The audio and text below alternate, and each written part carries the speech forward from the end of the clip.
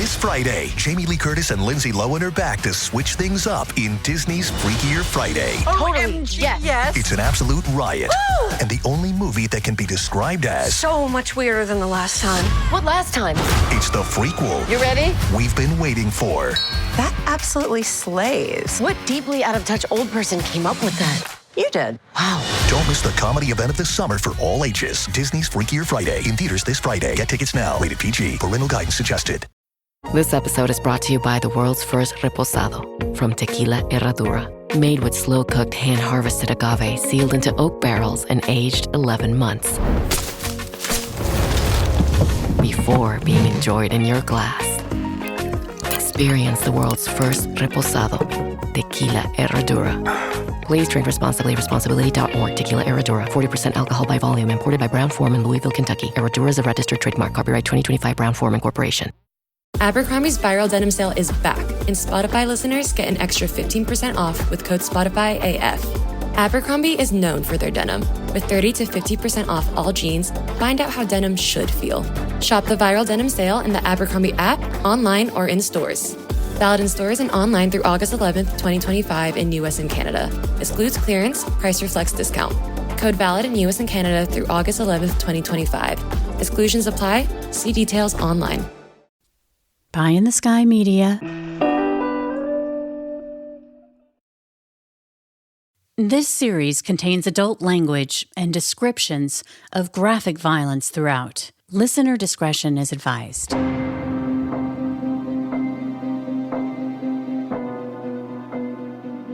Ready? Yeah. Finally, are you ready? Gosh.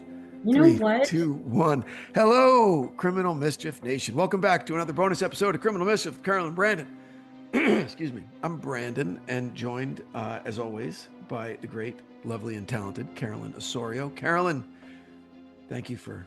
You're just already buttering me up because you know we're talking about you today. Is that what this is about? I didn't see Okay. that. I missed an email. This is tough. This is going to be painful for us both because Brandon can't take compliments and Well, first of all, it's hard. First of all, how was your week? Is everything all right in your You world? know what? I had such a wonderful weekend. Oh, good. Such a wonderful weekend.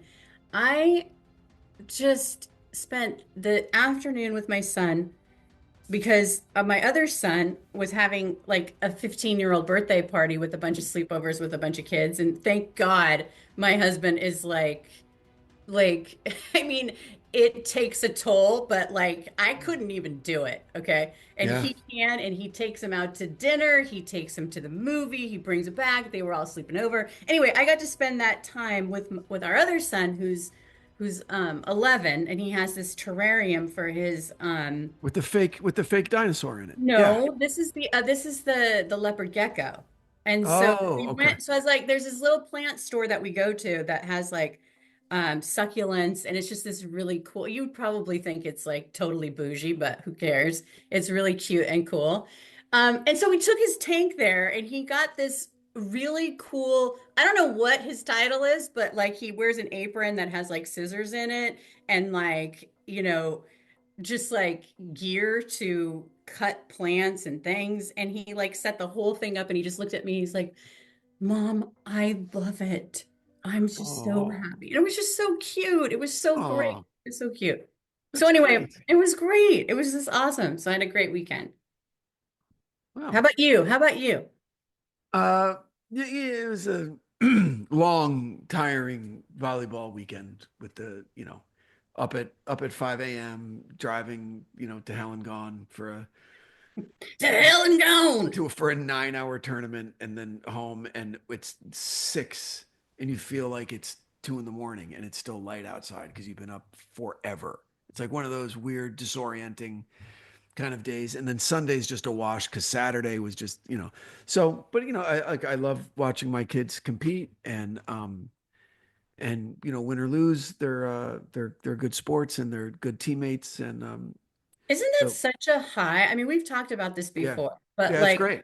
watching my son play soccer, or any of my kids, but like right now it's soccer going on for him.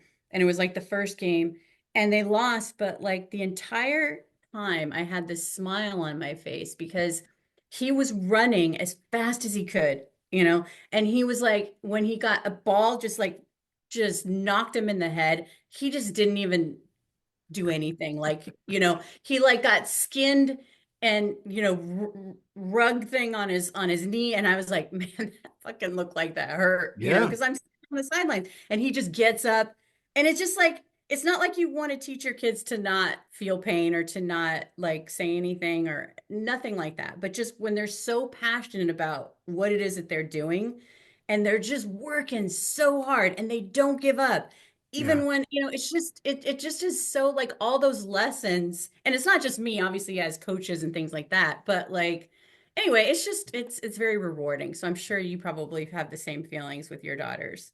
I do. I do. Yeah. And, Yeah. at first it's eye-opening how expensive travel, club team sports Mhm. are for Mhm. freaking teen, early teens or tweens. I'm like, I'm spending what for this? What are you talking about? Like, it was a little shocking, the price tag on it, but Yeah. worth it. They're making these great friendships, and and it's LA, man. So it's weird. It's just weird. Like, one of the girls on my youngest daughter's team is best friends with Jay-Z's daughter, with Blue Ivy, right? With Mhm. Yeah. Beyonce's daughter. Yeah. And so she has a birthday party, and ASAP Rocky plays a 13-year-old's birthday party at a club in Hollywood that they buy out. I'm like, what are you doing? No, what are you Oh talking my about? That's gosh, not that's not real. that would It's just not suck. That would and then suck. and then another girl's mom, her best friend is Kim Kardashian. So the team's outfitted with all like Skims stuff and sneakers and everything. And it's just that they just get, you know, and How do you exist in that realm? That would I drive me it's nuts. it's weird. It's weird, but it's exciting, but it's also just where we live. What am I going to say? No, because No, not because at these little all. girls, because the girls don't know to her friend, her teammate. It's Blue, her friend Blue. That's it. Yeah. Like, she couldn't give a shit who her mom is, you know. But for the parents' generation, we grow up on their music, Mhm, mhm. like it's weird. I mean, that is weird. I mean, Yeah. I just, I don't get starstruck. So I do that kind of like, unless it's like, No, I don't get starstruck. It's not being starstruck. It's being struck by how normal it all seems, yeah. given the global superstars that they are. Okay, Yeah. my oldest daughter has a teammate whose mom is Wonder Woman, it's Gal Gadot. Mhm, Okay, the actress. mhm, Okay, mhm. and so you're at a tournament, and then she's just another person standing in line to get a Slurpee. You know what I mean? I know Like, that's, that kind of stuff would just like, it's just too much. Like yeah, I'm it's like a little the weird. combination of the two girls from Breakfast Club, like equal parts.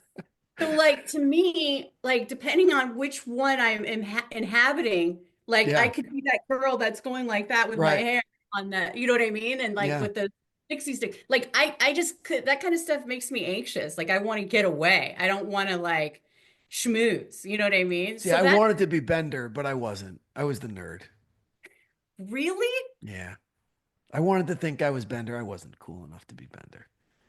Yeah.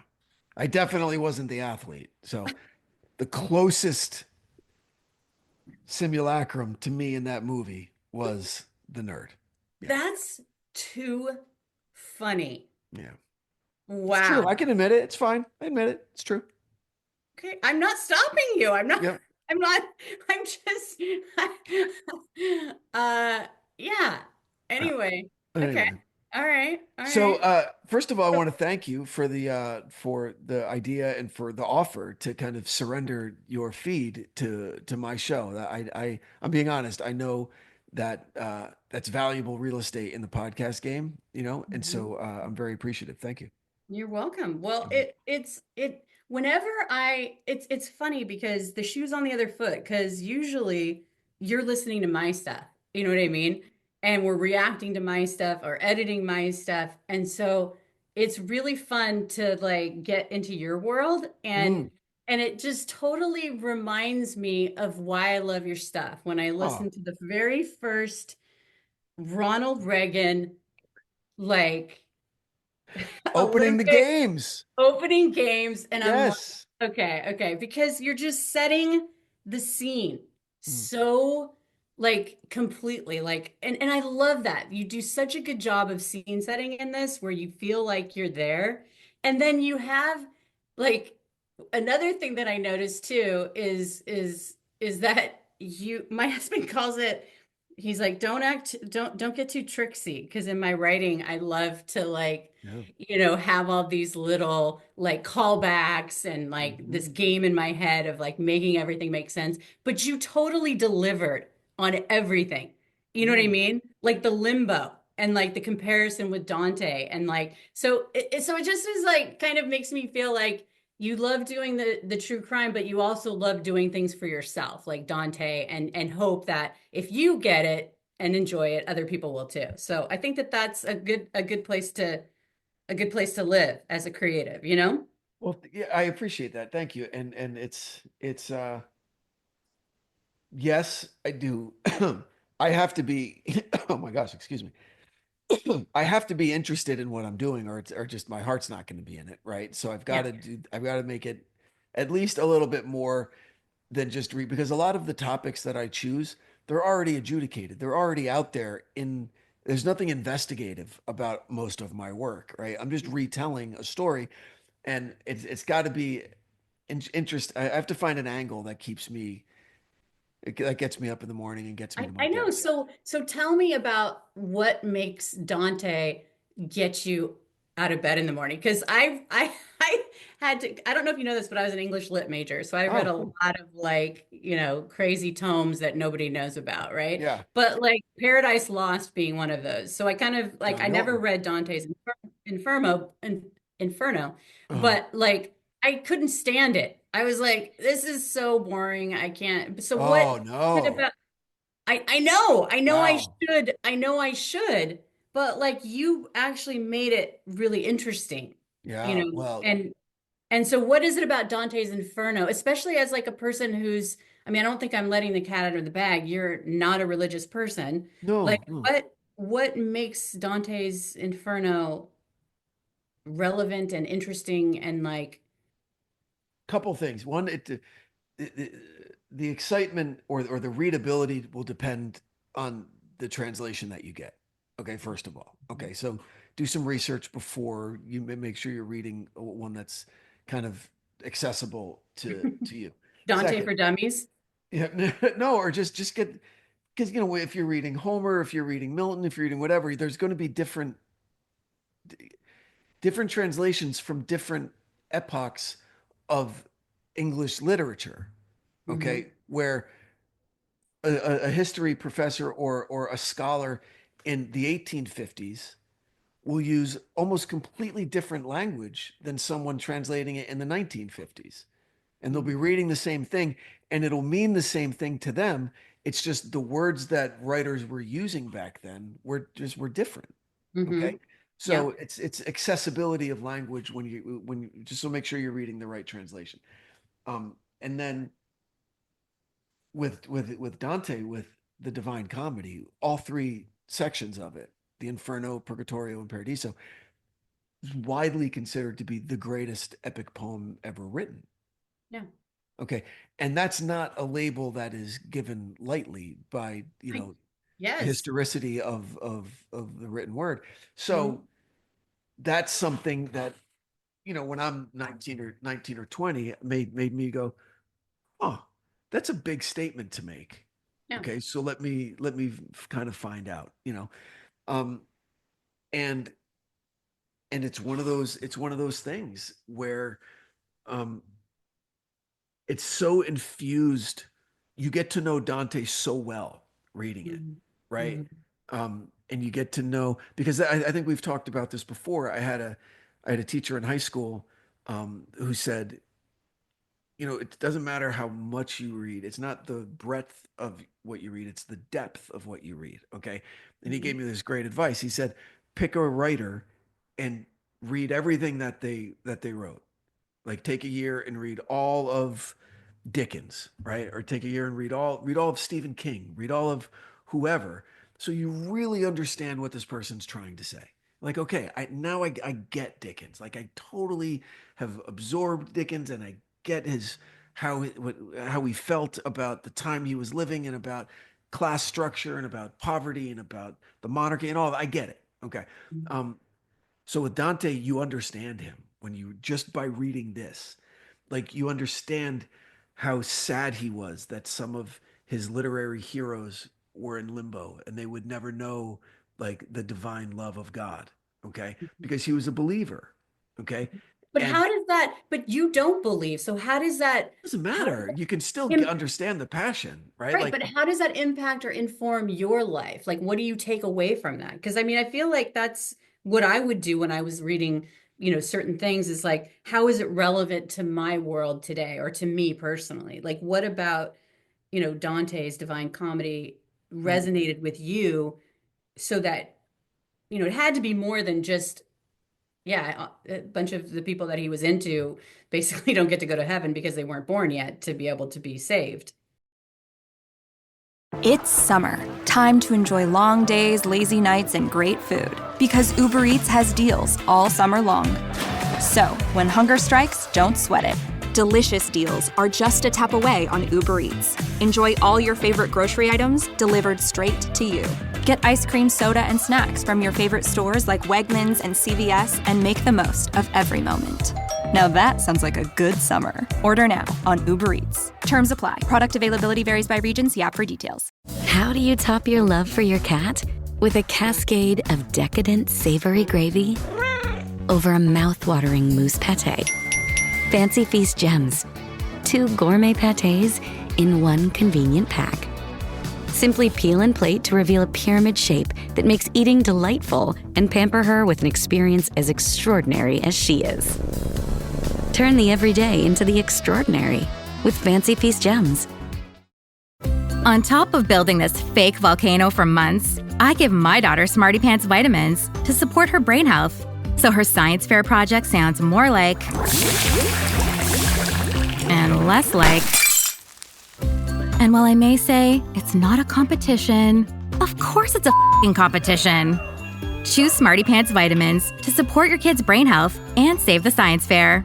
Shop on Amazon, smartypantsvitamins.com, or at Target today. Juvederm Day is coming on August 20th. For one day only, buy one $75 gift card and get one free. Juvederm Day gift cards can be used on any product in the Juvederm collection of fillers. Don't miss out on this once-a-year chance to save. Join Allie now while supplies last. Skin Beef by Juvederm is excluded from this promotion. Terms and conditions apply. right. So a couple of things. One, I'm just kind of in awe of the faith that people had back then. Okay. Yeah. Because that wasn't unique to Dante. That was just about everybody because there was really there was no choice.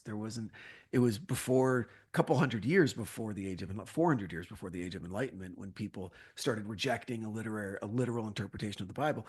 But also just with limbo, right? Just take that for example. My takeaway from that is that how great it is to have heroes, how great it is to have people to look up to the point where you'll write about them in a way that lets people know, right? Like I know that there out of the millions and millions and millions of people that lived before the time of Christ who happened to be in limbo, Dante picks these people and he wants to make limbo beautiful and he wants to make it peaceful. And their eternal torment is just a longing for the divine that they'll never get to. But otherwise, it's a great place to live. He wanted to make sure that his heroes were okay. So it's okay to have heroes. It's okay to try and create a world through your art that you wish existed. Like he has no proof of anything that he wrote. No one has any proof of the afterlife, right? He had no proof of this, but still he created the world he wanted to create. And as you go forward in the story, when you get to like say violence, I think that's the violence, fraud, treasure, seventh circle or eighth circle is violence. And and it's the phlegathon, it's the boiling river of blood where the murderers are, and blah, blah, blah, all this, right? And he name checks Alexander the Great because his conquests were all by slaughter. Okay. And I remember reading that when the first time I read this when I was 19 or 20. Okay. And I didn't interpret because you're a fucking teenager. What do I, all right? Like I read it and I take away what I take away and then I move on. And then in the intervening years, I've read tons of shit about Alexander the Great, right? Like, it's about everything I could because he was such a brilliant strategist and he was one of the greatest leaders of men that ever lived and all this stuff. Um, and then to reread the Inferno and Dante name checked him boiling for eternity in the Phlegathon, I went, oh man, okay. Mhm. Different Hey, people have well, different I'm views. gonna tell you, I went to episode 2 and Ah, the coiled tail. I was like, ah, I was like, do I really need to be in that coiled tail? I mean, it's like, you people, do. if you get to episode 1, please go to episode 2. Although it'll make you like never want to have an affair. Actually, she just kissed someone. The lustful, yes, in that in the howling tempest I that know, but represent, there's yeah. something like that imagery that you create with your words Well, is that's just Dante. really. Listen. I it was difficult writing because I had to write it in two different kind of parts. There's the narrative part with about Ramirez telling the story, and then I tried to, get a little flowery or I borrow a lot of the kind of descriptive runs right from Dante and then kind of add some stuff to it. But I know, but that's what I think that's the takeaway from episode 1. And of course, I said I listened to a little bit of episode 2, yeah, but like you're really making something that, one of the greatest literary works, you know, yeah, accessible to people in a podcast. good. Talking about the Night Stalker. I mean, I just Good. love it. It's like a mashup of like what you Yes. wouldn't expect. And so I was really appreciative of your creativity and just kind of like it took a little bit of it was just a great intro to the Night Stalker because it's such a horrendous crime spree. Like we Oh covered yeah. it 2 episodes for Criminal Mischief, and it was like one after the other, after the other, after the Yeah. other, after the other. And so it was just kind of like it gets lost in it. So like again, kind of referring to the greater text of like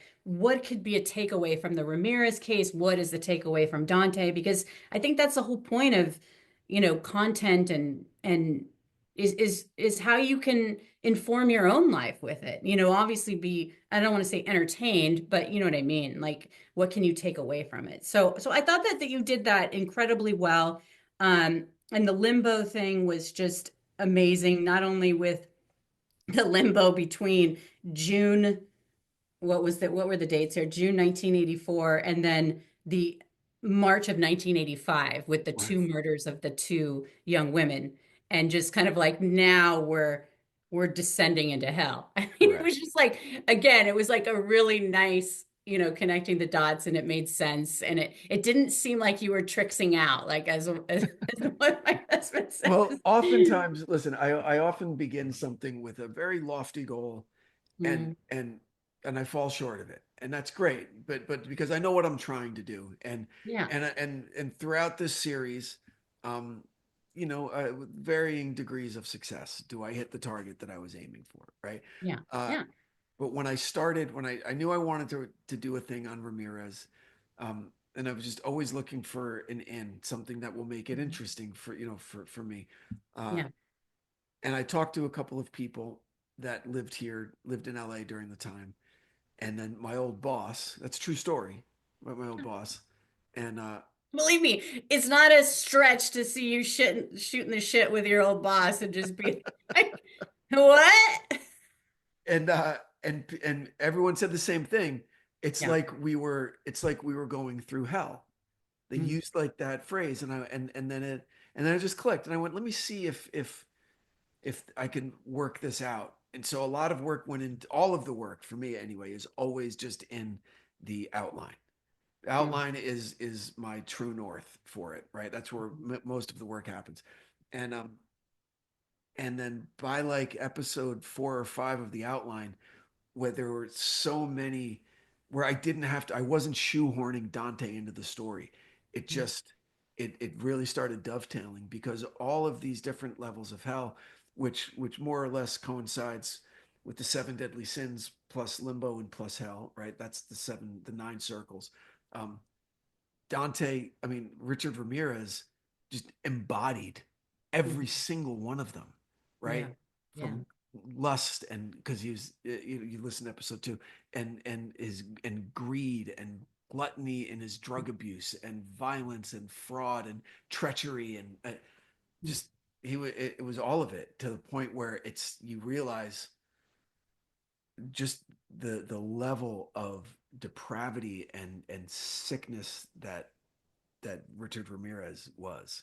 But then there's also like again scene setting with the LA Lakers and that one news clip with Kareem Abdul-Jabbar, Larry Bird and the Celtics. I was like, wow, we're really going back. Like Gen X, baby, look out. I know. And Yes. then Bruce Springsteen, Born in the, I mean, you're just firing on all pistons with Michael Jordan. I mean, I just happened to be watching I watched the first episode of a new docu-series on the Celtics. So I was kind of like, it was kind of in my head already. And so anyway, it was just great. Um, what was interesting, let me look at my notes here, sorry, is we talk about Jenny Vincow, right? Yeah. And I absolutely loved what you did with the survival instinct of the pattern recognition or pattern disruption. And then it again dovetailed into the predator prey Yeah. motif, Yeah. throughout. So it was just really fun to have that because that part of my brain was satisfied with like why we do the things that we do. That's like something that I love to dive into. And so I think that totally makes sense. And your true crime training is really coming through. Um, when we get to the other crime scene where he banged on the garage door or the car Car, to get her yeah. attention to let her, he wanted to get her reaction, He you needed know? her to see him. He needed her to know what was Yes, I coming. know, Yeah. but don't you see, like, if you think about when you first started doing work in the true crime genre and not really understanding, at least for me, like I didn't really understand this kind of violence towards women because I think that it's definitely that where you want to see the fear in their eyes. They want to, this certain type of predator wants that, Yeah. and this is a perfect example of that. And as well as when Dale Yeah. Okazaki. Okazaki was like peeping out, trying to see, and then he was waiting there Bang. One to shot. get that reaction. Yeah. And it just really captured who Mm. this guy is without knowing who because you haven't really given us any details about him, but Right. like through these descriptors it's like, oh my gosh, it's kind of more powerful than talking about all the blood and the gore and the guts and everything that he does by Yeah. just giving us these little kind of vignettes into the psychology of this guy with more to come, obviously, right? Oh yeah. There's a lot more. There's a lot more to come. It's a dirty kind of weird place to dive into that psyche and to see, what what made him basically. Mm-hmm. And so we wind up going back to El Paso in the 60s, and learn about, his mom and his dad and all of these terrible male influences in his life. One just dipshit after another that were just so horrible. And that's where he learned what a man was from these people. And so when it's kind of like, unfortunately, the dice were loaded for this guy from the start, given Mm-hmm. his, and because it was decided that he was a made psychopath and not a born psychopath, which is a very specific distinction to make, that his life could have gone a completely different way. You You know, believe that? I do, after reading the psychiatry reports on this and talking to people that I spoke to that you'll hear later on in the series. Yeah, I totally believe it. So what was your process for the series? Like, what did you do? I read a lot of Dante. Okay. And who's in my yard? Oh, hi. So I read a lot of Dante, and then because I couldn't speak to either of the main detectives one-on-one because they are committed to a different show that's going to be happening soon, and I wish them all the best because they're true heroes to Los Angeles. And I mean, these guys are, Detective Gil Carrillo and Carrillo and Frank Salerno. They are OGs when it comes to putting bad guys away. Okay. Yeah. And they were both very gracious in their passing on speaking to me, but pointed me in a lot of other good directions. So, Oh, yeah, good. yeah. So, my process was basically deep diving into each of uh, the attacks, they were a bunch. And there was one website run by a guy who I'm not going to name check him at all. He believes what he believes, but his entire life's work is trying to prove that Ramirez was innocent of all charges. Okay. And he did so much of the legwork in terms of procuring documents and interviews and getting stuff from public domain and Oprah requests and FOIA requests and all of that. That's just completely available out there. His determinations and his conclusions, I think, are cuckoo for fucking Cocoa Puffs, but good for him. He made all the information public. And so you're able How to did just you go, find this guy? I know a person. Don't worry about it. I know a guy. He's a good person. He's a good kid. He knows how to keep his mouth shut. So don't worry about it. But so, so Okay. able to get things like interesting things, just like stuff that you wouldn't think is important until you realize the type of story I was trying to tell, like just addresses from where the events happened, right? Like what was the evidence collected? What was the evidence that was discarded? What were the statements that were made? What were the statements that didn't make it in, but they still had, like where Ramirez was staying. Okay. Like where was he living So during these were this? all in the documents that this guy released? A lot of them were, yeah. A lot of this was, and a lot of there was some other stuff that you could get from um, more just regular kind of sources like old news reports and stuff. You can sift through the archives because it was such a huge story in LA, right? You can go through the KCAL 9 news archives, NBC4 news archives, right?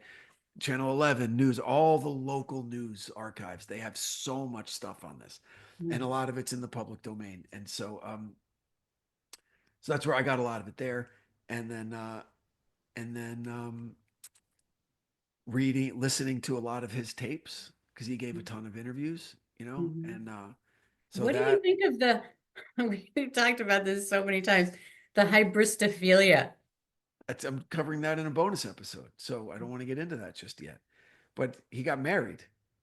Yeah, he married a fan, Mm-hmm. which you know, Well, well, that's what oh, I hybristophilia know. Yeah, yeah. is, okay? You go after criminals. You like the bad guys. You like the jailbirds. But listen, like I get it, right? Like if Richard Ramirez, if you didn't know him and you didn't know what he was doing, you look at a picture of him, he could be like a fashion model in the 80s, right? Mm. He could have Well, been sans the if teeth. he didn't smile, right? Or if he got all of his teeth capped, right? I mean, he was a sharp featured, thin, handsome, Latino mid-20s guy. You know, Mhm. they called it heroin chic in the 90s. Like that was him. He could have been a fucking Prada model in the 90s. So it's not surprising that women would find a man who looked like that attractive. So given the hybristophiliacs that are out there, like at least this one's good looking, right? But it's not even like, I mean, that kind of flies out the window when you know what he did. Of Like course, it or at doesn't least it matter should, what he looks like, or it, you or know? at or at least it should. But I think the nature of hybristophiliac is you don't really care what their crimes are because you're attracted to the fact that they're criminals. So if they weren't criminals, you wouldn't care. Yeah. Yeah. Yeah. So yeah, but I'll get to that. I'm gonna cover that in a bonus episode because there's a lot of stuff that didn't fit into my narrative, like the trial. Didn't cover the trial at all. The ensuing media circus that surrounded that trial. It was the OJ trial before OJ, right? 10 years before OJ. How it affected the city. What was Ramirez's like post-trial life like in jail?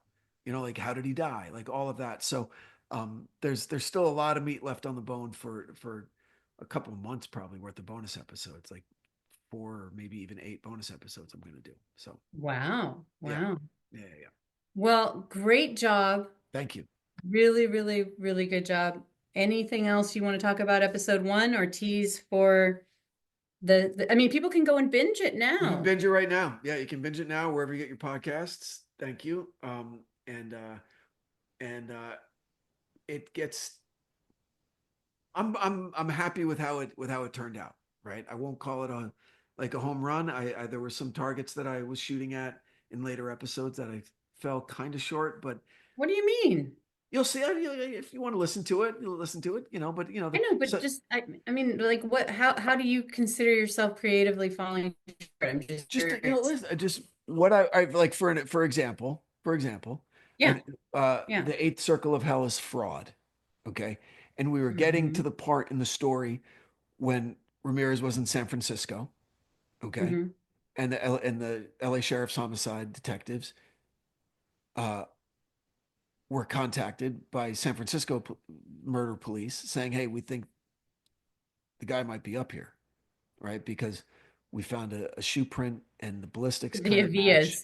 And the ballistics kind of match. Could you send us some info that you have on him? And they were like, yeah, we can, but we haven't released this at all. So, mum's the word. And they're like, yeah. Oh, right. The mayor. And Mayor Feinstein released it. Okay.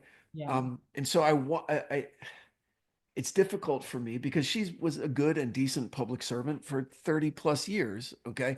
But she fucked up by releasing all of that in a major, major way. Okay. Yeah. And so I wanted to kind of tie the fraudulent aspect of human nature because fraud has 10 concentric circles of varying types of fraud. And one of them has to do with. Is that tail again? No. And one of them has to do with politicians.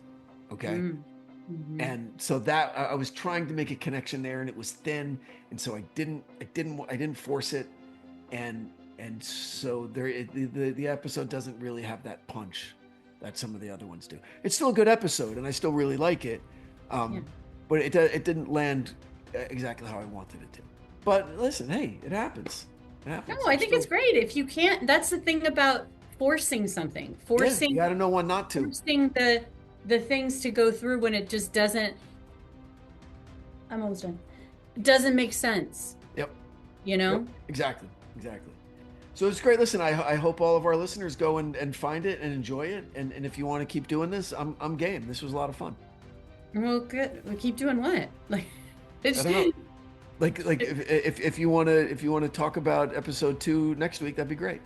Aw.